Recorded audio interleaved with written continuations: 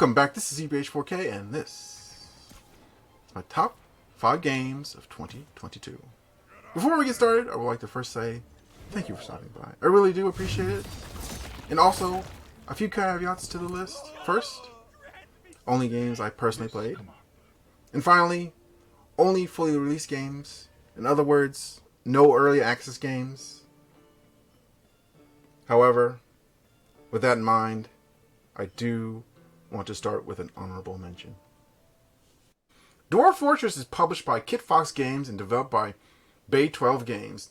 The game came to early access in early December 2020 and is quickly becoming one of the most popular games in early access. It has 20 years of development when it was a free game due to its developers Tarn and Zach Adams. The sheer scope of this game is simply put amazing, with world generation making not just points on a map, but a deep and detailed history to go along with it. Legendary monsters and heroes can all show up to your fort. Speaking of which, the fort you build is entirely up to you, with whatever goals you desire, from building a massive military fortress to an economic trading hub to basically building a tavern where they trade stories with each other. The game gives you the freedom to do as you please. However, initially survival will be your most important priority, as the game will throw things that will kill you rather quickly and rather brutally. So I was doing a fortress in I wouldn't say a frozen biome, but it was winter, or not winter, but the lake was frozen. The river was frozen. I didn't know that at the time, of course. So I dug in, and I noticed that the sides of the ice were sticking out. I thought to myself, it's not a big deal. I thought to myself. And then it warmed up. Now, when I say the entire underground was flooded, I meant the entire underground was flooded. And there was only 2 dwarves left. And I had moved all my supplies in there, so basically it drenched them and I couldn't get to them. So yeah, that was a lot of fun that day. So once again, be prepared to die a lot in this game. Especially early on.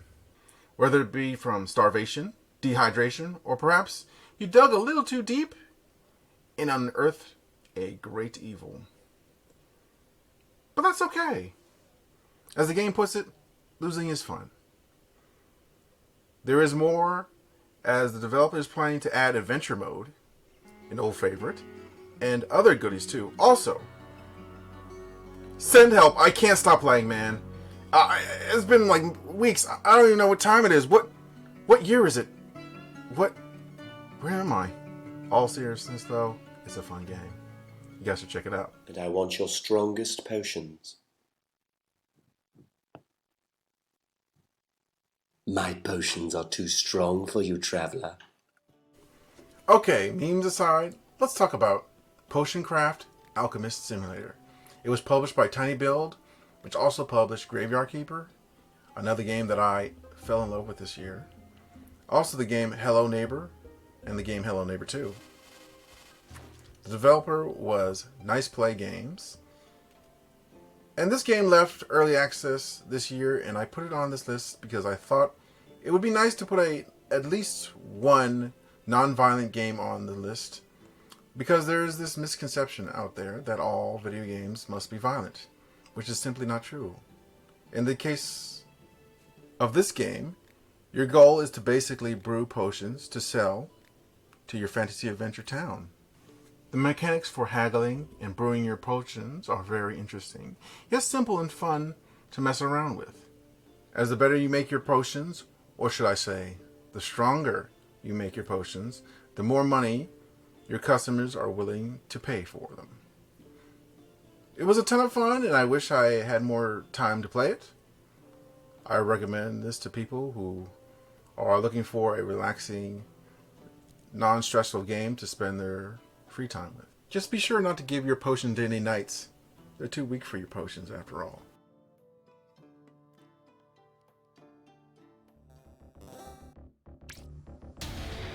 Live Free and Die Pip. War Pips was published by Daedalic Entertainment and developed by Skirmish Mode Games. War Pips is a strategy war game and is a bit different from others in this genre as it has a tug-of-war style. In the campaign, units are picked from a list of deployable resources before each engagement by the player. If you don't bring snipers, then you're not going to get snipers in that mission. So choose wisely, as some enemy units specialize in countering a particular unit on your side. However, each unit, building, item, and special ability has a one-time use in your campaign. Now you can get more uses via mission rewards and buying it in between missions at the arms dealer, along with upgrades as well, such as armor and damage.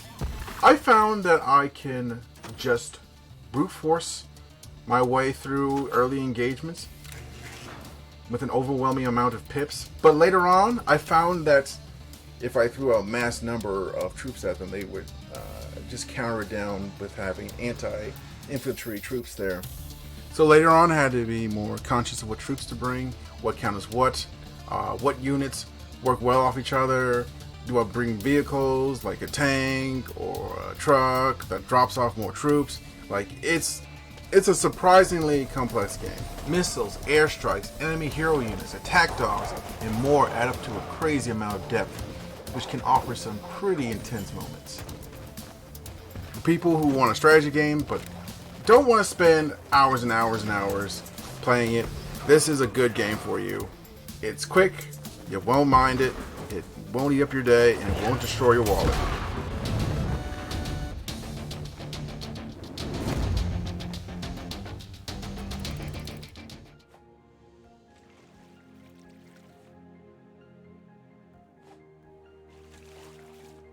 Before we head into top 3, I'd like to first say, hit the like button, hit the subscribe button, and also press the bell icon to let yourself get notified when new content is put up on the channel. Now, without further ado, the top 3.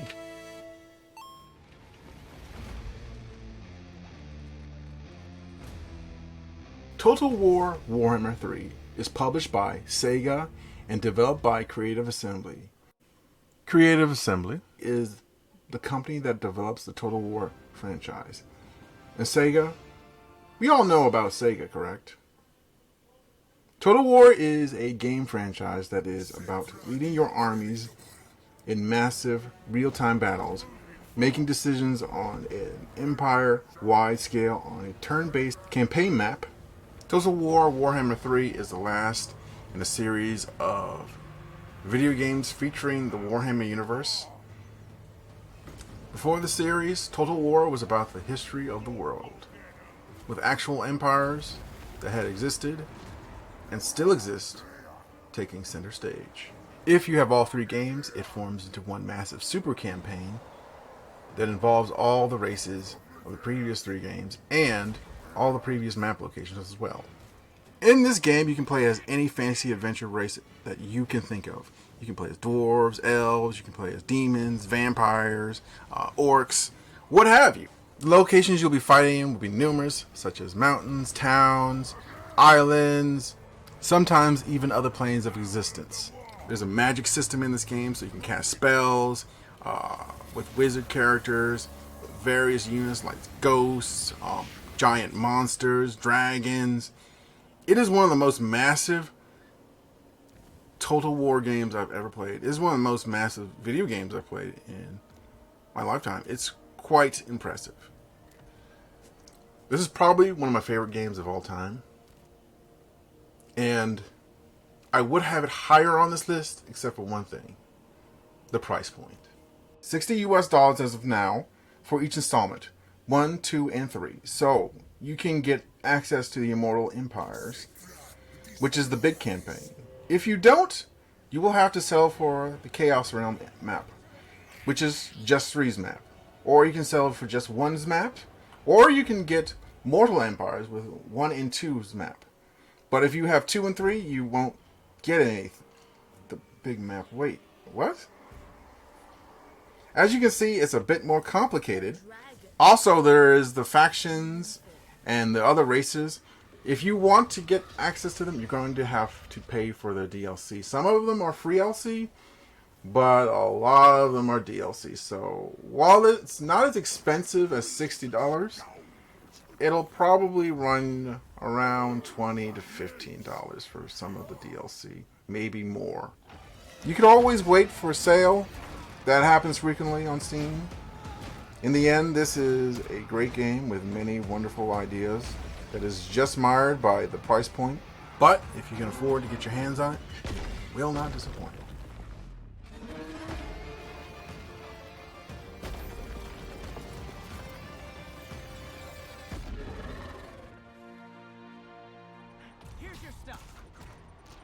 It turns out doing whatever a spider can is a pretty awesome gaming experience.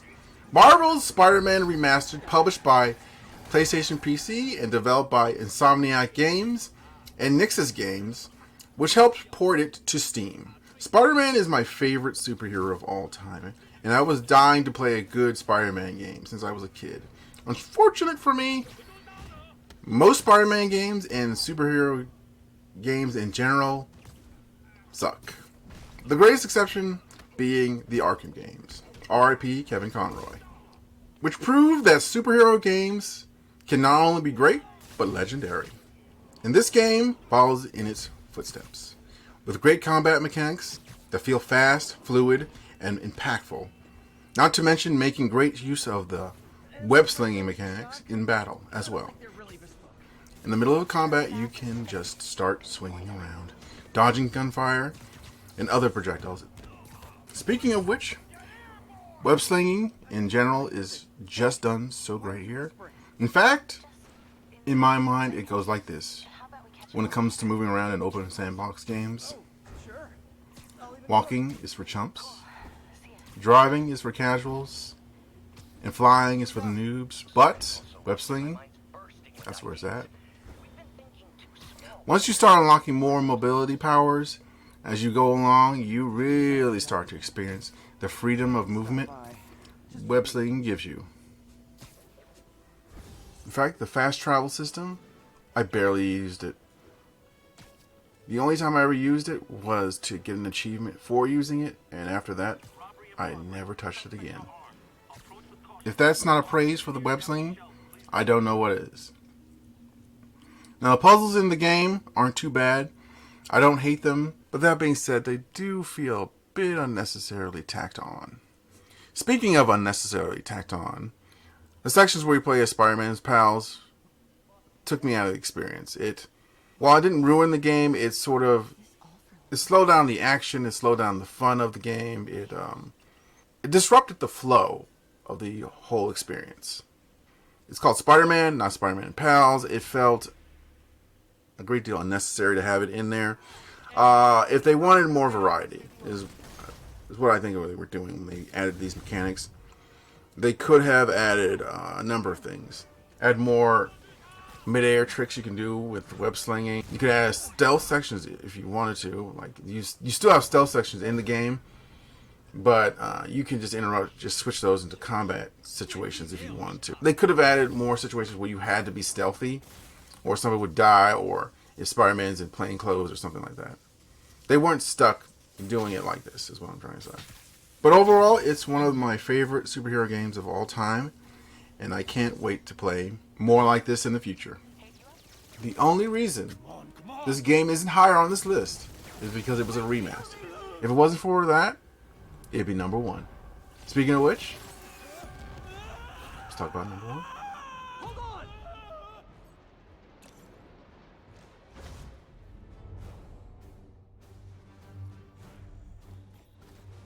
Chaos Gate Demon Hunters is published by Frontier Foundry Games and developed by Complex Games.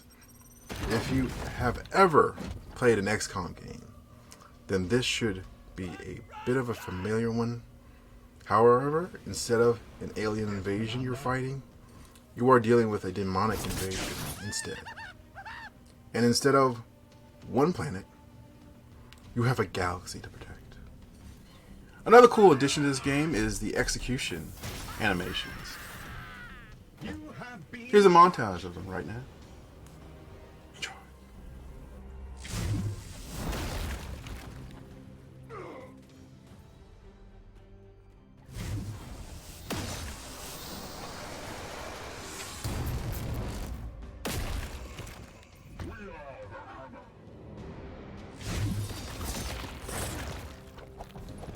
The story here is that Nurgle, the chaos god of plagues and disease, has unleashed a new one called the Bloom.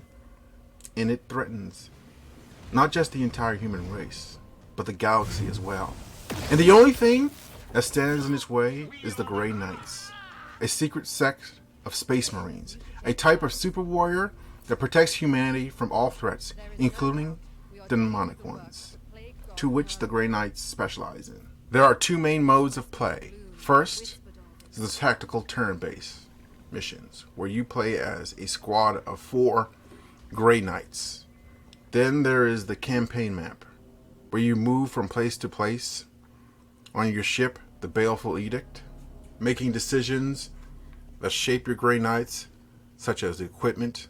Sometimes, while you're traveling to your next mission, you are hit with a choose-your-own adventure style situation, and it will cause long-lasting benefits or negatives going forward in your campaign. In the tactical missions, you have to deal with things like chaos surges that are random events. Chaos surges, while they are random in their effects, there are always negatives. It all either helps the enemy or hampers you in some kind of way. It seems a little unfair, but then you have to realize you get a reload after all the enemies have been cleared, or when your squad spots another group of enemies, you get all your actions refunded. All these features combined make you want to play more aggressively, more quickly. I do have a few criticisms for this game, one of the main ones being the bugs in the game. Some of them have caused my game to crash, others have caused me to instantly win a DLC mission out of nowhere simply because I loaded back in. One of your starting Grey Knights and turn them into an advanced class, but you can only do one of them in a special event. I kind of wanted to do that with all of my Grey Knights, or at least some of them, or after they do a great deed or something like that, they can do a rite of passage to become an advanced class. But it's only done for one, and it's only done for one particular advanced class, which is the Paladin. I feel like that's a little unfortunate, but it is what it is. This game won Game of the Year for me because I could see myself playing it for years to come, and I just fell in love with it. And I lost many hours to it. According to the Steam stats, it was the one I played the most this year. If you were into XCOM and you like the Warhammer 40k universe, then it's a good combination. You'll enjoy it. Trust me. Your cult is broken. Your ritual is ended. Relish this breath, for it is your last. Skulls for the skull thrower. Okay, guys, thanks for stopping by. And if you want to see more tactical games, check out my list on XCOM-like games right here.